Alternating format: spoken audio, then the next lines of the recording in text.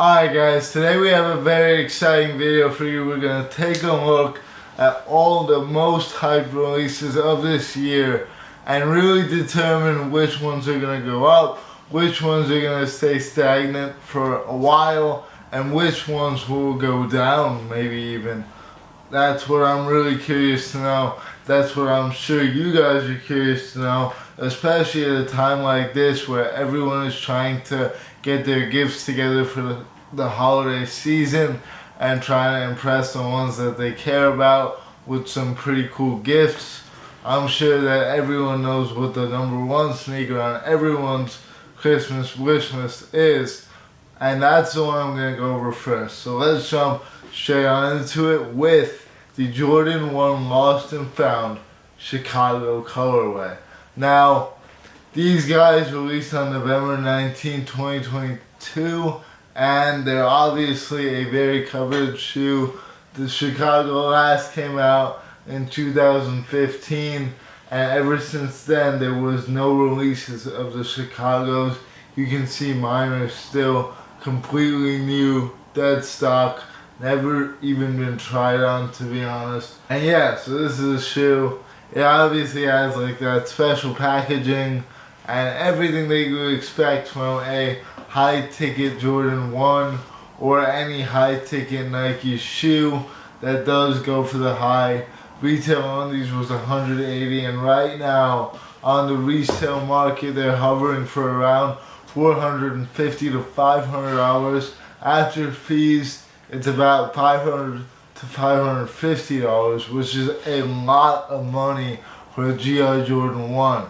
Do I think it's worth that price? I would say no. I'd say there's probably better shoes that you can get for that value, but at the same time I can't really remember any shoe within like the last 3 years, besides for the Travis Scott ones, that had the amount of hype as these ones do.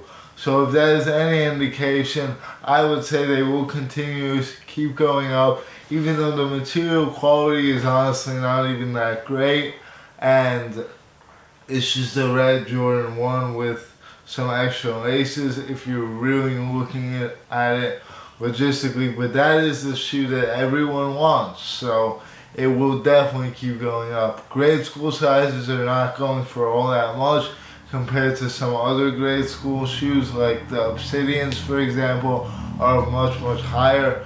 I think grade school could be an excellent buy, but ultimately I would really stay away from most of the shoes that we're talking about today, unless you want a personal and you're going to buy for a good price, or if you're just going to keep them for a very long time, then I would say any shoe is probably worth it because they will all eventually go up. But yeah, I think the Lost and Founds are on this list, they're the most likely to go out because of the sheer demand.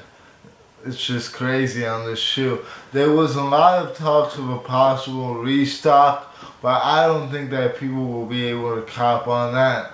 At least the people who would want the pairs. And overall, this was like a decently well-stocked shoe. Like, the release wasn't even all that hard, unless you just got really unlucky and weren't able to enter on the Nike app. But a lot of the people who were able to enter, like me, were able to cop these for retail, and I don't really cop that much for retail, so it wasn't that hard. I also got lucky, so there's one thing. Another thing is that a bunch of the pairs were found with mold on them, which kind of cut a bunch from circulation, making them even more limited and more coveted. I mean, I can't lie to you guys, it is an exceptionally nice shoe.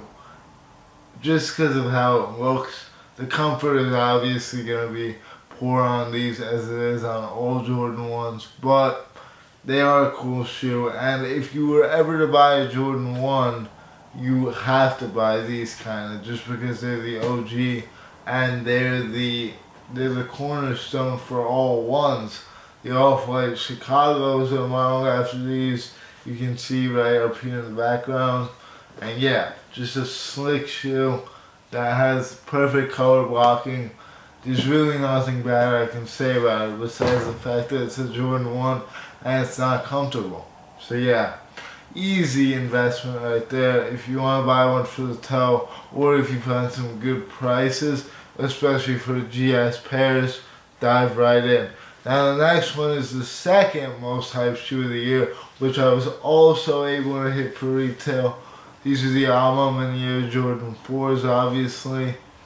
And yeah, I mean, these are extremely clean. I did actually wear these. I wore these before the Lost and Found Jordan 1s, which is interesting even to me because going back, I probably would have wore the Jordan 1s first, but I think I actually had these sold on GOAT on the day I got them in, and I was like trying them on, so they were already on my feet, and I was like, nah, I'm not gonna sell them. And I'm kind of happy that I didn't, but also at the same time, these run extremely tight. I think these also have a really good chance of going up. I wouldn't buy them to hold them though. I would only buy them if you need them for the personal.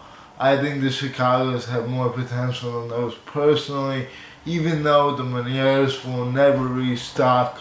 That is one thing that they have going for them. They are like a collab, so they're not going to restock the Maniers.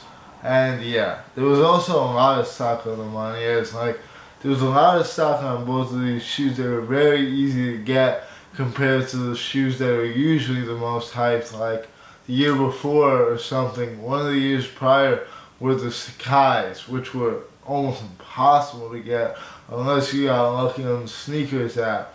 With the Maniers especially, the Alma Manier website was very nice to the consumers, and people did have a solid chance at copying these. So I would say a lot of people who wanted them got them differently to the Lost and Founds. I feel like with the Lost and Founds, a lot of resellers cooked.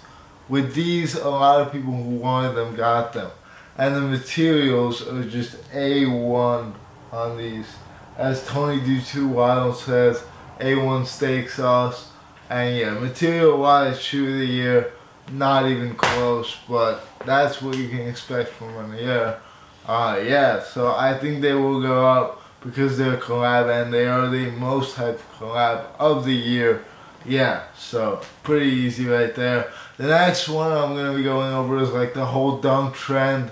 We're going to talk about a few dunks, the Kentuckys, the Syracuses, the Huff dunks. I think that's it for the GR dunks. The Syracuse and the Kentuckys will continue to just go up because people really wanted those back in the day. It was almost impossible to cop for retail. A lot of people just flat out bought them from StockX and GOAT.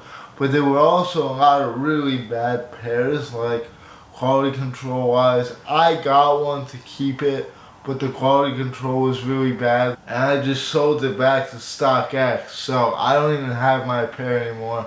I do have a review up with 1.1k views, so definitely check that out if you want to. But I think that the Kentucky and the Syracuse are two shoes that people really want, and especially when the St. John's come back out and people realize that they missed out on these, which are the more coveted ones, they'll go back and buy them and they'll keep going up. As far as the Huff Dunks go, I don't see those really doing anything just because of the amount of demand. The demand is super low on those, so people don't really want them and they'll probably just stay stagnant. Now, there are a few other dunks that I want to talk about, which are like the Orange Lobster SBs, the eBay SBs, those two particularly. I think that both of those have incredible potential to go up. The Lobsters are already kind of high. Usually when a shoe starts off really high, it stays around that price for a while, I guess you can say. But I think with those in particular, they're on Lobster Concepts collabs, so they have a solid chance of going up. Because look at all the other lobsters. They skyrocketed over the years, especially those purple ones. I do think the purple ones are a little bit nicer than these, but these are still really nice. The Orange Lobsters, top 3 shoes of the year in my opinion. As far as the eBay dunks go, those are going to take some time, but in like 5-10 years they'll be going for the high just because of the history they have and how Sandy Bodecker was like the creative inspiration of SB, and he made those shoes and that whole thing. I'm gonna have a review on those coming up shortly. So the other shoes I wanted to talk about were the Travis Mochas, the Phantoms, and then the Off-White Green Spark Air Force Ones. Those are kind of like the highest ticket shoes of the year. Those were the hardest to get, the most hyped. Actually, I don't even know if they're the most hyped.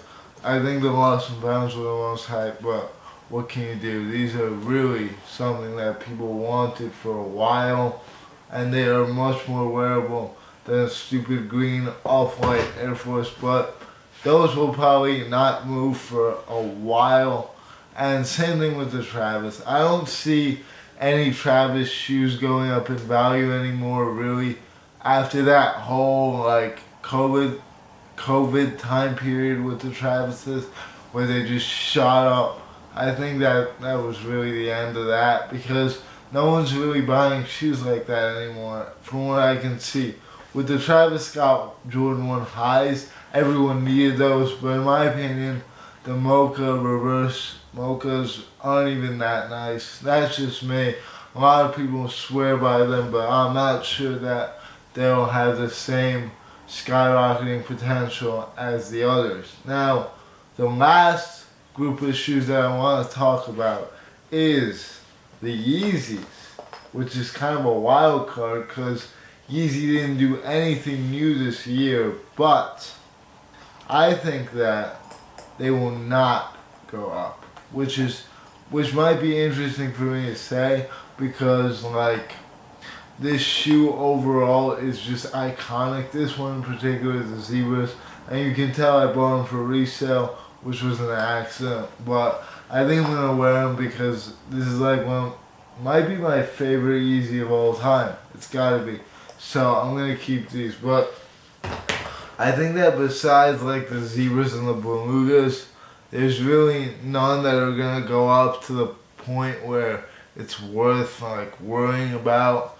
Just because like there's so many 350s, and even though there will be no more general releases to the public by Adidas, like allegedly, they did say they can make them without Kanye's name attached, which is a whole nother ball game, and one major deterring factor for why I think these won't go up. But in the short term, I don't think they'll re-release them. Even still, there's so many of them that are like just bricks and just kind of hovering near retail that I don't think they'll go up that much. If you ever wanted to invest in one, I think this would be the one. But again, I've had these for like way over a month and they haven't moved at all in price. So I'm not sure what to think about that. I don't think they're going to move that much either. I think that they'll stay the same, and they're already kind of expensive for what they are and how many times they re-release. So I don't think there's much incentive for them to go up. With that being said, 2022 is finally at a close. Those were pretty much the most hyped shoes of the year. The usual culprits, the collabs, the Jordans, the Yeezys. You know how it goes. But hopefully next year will be even better, even though this year was solid for sneaker resellers and collectors alike. If I sound a little sick, it's because I am still recovering from COVID. But yeah, with that being said, thank you for watching. Before I lose my voice, take care, and I'll see you all later.